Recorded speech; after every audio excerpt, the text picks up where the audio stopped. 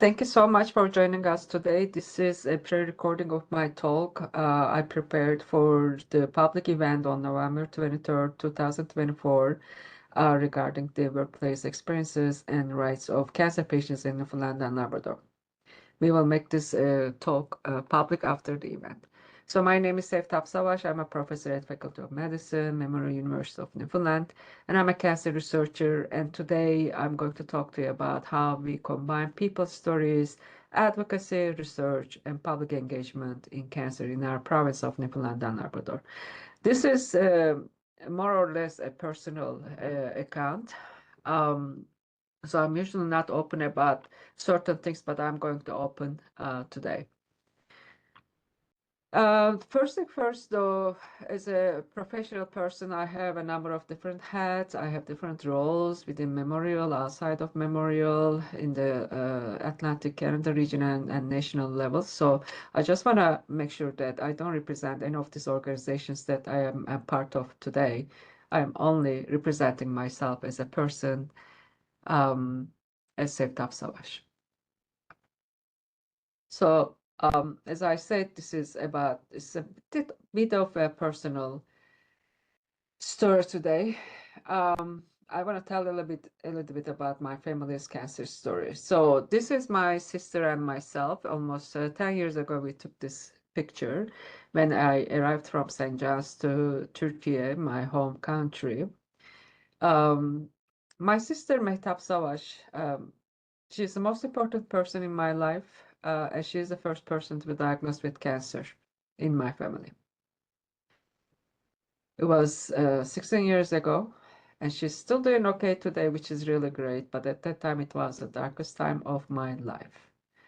I had just moved to Newfoundland and Labrador, just started my faculty position as a cancer scientist. But this personal experience with cancer really hurt at that time.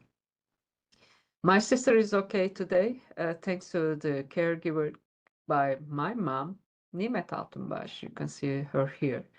My sister actually credits the excellent care and moral support by my mom as one of the positive contributors of her well-being today. My mom was the sole caregiver of my sister. They went to the appointments together. They went to the chemo and radio together and surgery together, and she took care of everything. And this is our last picture together. My mom died almost 3 years ago because of cancer. She was diagnosed with stage 4 cancer, and we lost it in a short time. We never asked my mom how she was handling my sister's care, diagnosis, etc. Now I realize that, we really don't appreciate or understand the needs of caregivers. My mom was the rock of the entire family. She got us all together, and she led us together on this journey towards better days. But she was lonely. I don't think she had any support. We always asked for support from her, but never occurred to me that how she was doing actually to support her as a caregiver. So if you are a caregiver, I really would like to ask you how you are doing today, and I mean it. And I hope that you are really finding the support that you may need, finding the strength that you may need during such a journey. And thank you for everything you have done. So my lived cancer experience in terms of, family members affected by cancer, folks, I was able to carry that load, I guess. But I understand that it can be a lonely, a tough road to walk as well for many of us. So that needs to be acknowledged. It doesn't have to be, something that is doable, done easily, and so on. No, whatever that is, I think we have to acknowledge that it can be tough as well. I didn't know what I was experiencing actually until I started to work with patient partners. Some of you may have heard about the Public Interest Group on Cancer Research. This is a public scientist partnership in Newfoundland and Labrador. We formed it in 2021. We are doing really well in terms of, creating public information about cancer, securing treatment. We advocate for patients, asking for better conditions, healthcare services, and so on. Some of our colleagues may remember our scholarly presentations and articles, and we also, for example, organize public events on cancer, a public conference on cancer as well, and recently launched a podcast. So we started work with public members who were affected by cancer, and that kind of changed my understanding of a lot of things as a cancer scientist first and as a person. So as a cancer scientist, there was incredible professional benefits of working with patient partners. These are the folks who gave us their, lived experiences, their opinions, perspectives, and knowledge, etc. So together we were able to actually do better projects, better roles, gained new expertises. I mean, who am I to do actual podcast? But we are doing this right now, and it's going really strong. So and new type of publications that we disseminate worldwide. So it was an incredible, it has been an incredible experience. And I feel the same excitement that I have felt during my PhDs. It's just where you are very intrigued, very motivated to do in this field, and you create things, and it's really exciting and interesting. But in addition to professional benefits, I also had personal benefits because, again, I had, you know, family history of cancer, but I probably did not experience or process my feelings about that much.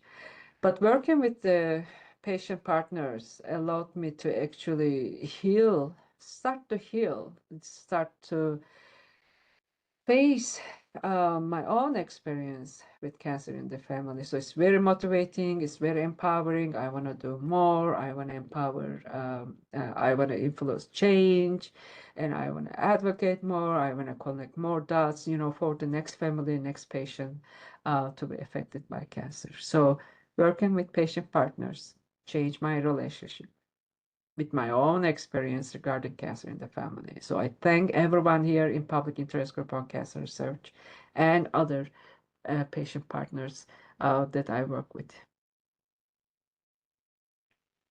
So, we talk about this before going through lived experience, whether it's cancer or another, or caregiver, or a patient affected by disease, etc. It can be really tough to walk through this, but we do walk through this. And advocacy and activism, affecting change, these are all at the basic level. That means we need to face our memories, our feelings about cancer, which is usually not positive. So it's not always easy.